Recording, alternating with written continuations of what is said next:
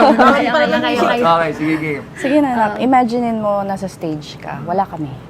Okay. Okay. Game. In an Uzi Ingram, triggers on a maximum, not a 45 or 44 Magnum, it ain't even a 357.